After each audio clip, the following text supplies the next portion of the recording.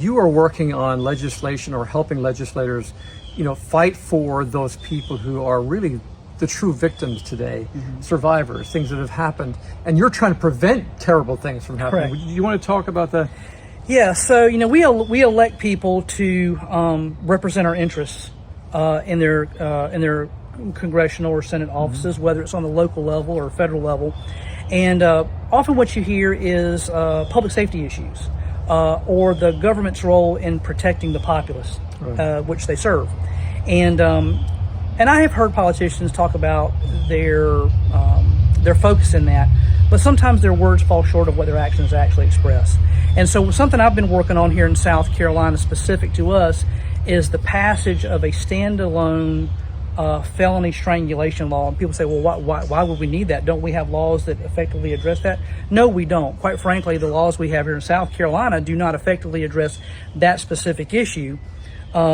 Interestingly, the Department of Justice, the Department of Defense, and 49 other states have specific laws that address strangulation. We don't. We don't have a comprehensive law here in South Carolina. And people say, well, again, Brian, why would we need that? Well, non-fatal strangulation is the #1 indicator of future homicide, mainly for women. But what we have come to find out is that people that utilize non-fatal strangulation also are a fairly large percentage of our mass shooters and those that kill law enforcement officers.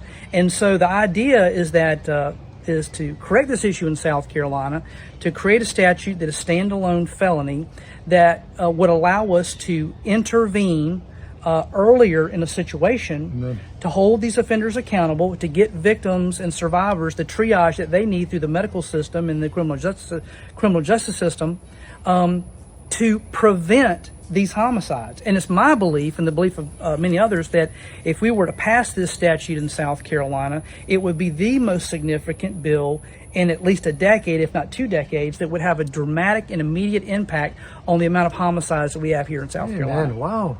Well, we need this. So what do we need to do? So the best thing that people can do is to contact the legislator that represents your area. As we speak right now, there are 2 bills, one in the House and one in the Senate. One that is supposed to be discussed on the full floor of the Senate come January 2026. Remember that? Okay. Yep. The House bill, we haven't had a Judiciary Committee hearing yet. We need 2 more hearings to get the House bill to the House floor. Ultimately, what we need is both the House and the Senate to agree on a version of the bill to move forward to the governor to sign into law. So the best thing you can do right now is to tell those legislators to pay attention to the data and information that we are providing them and act in the interest of the safety of the citizens of South Carolina and to correct what should have been corrected or fixed decades ago. This is the most no-brainer. I mean, I'm just amazed that you even have to fight for this.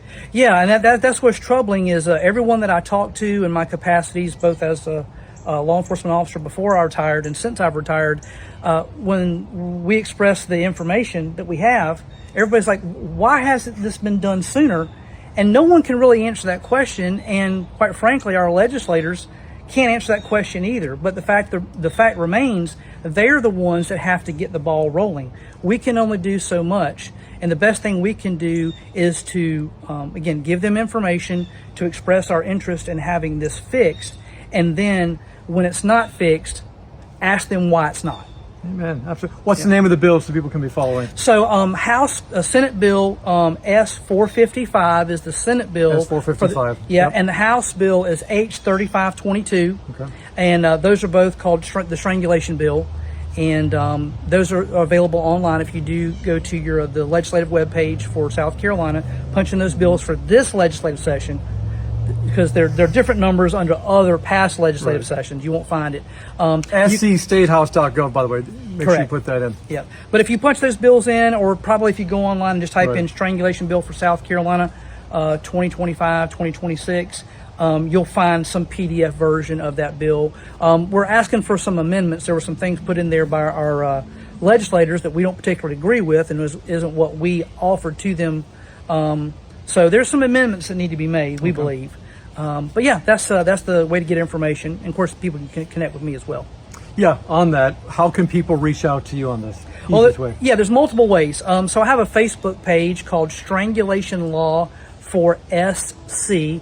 SC standing for South Carolina. You can find me on there. It's a private Facebook page where I update everyone on the legislative processes. I have lots of documents, forms, information, educational material.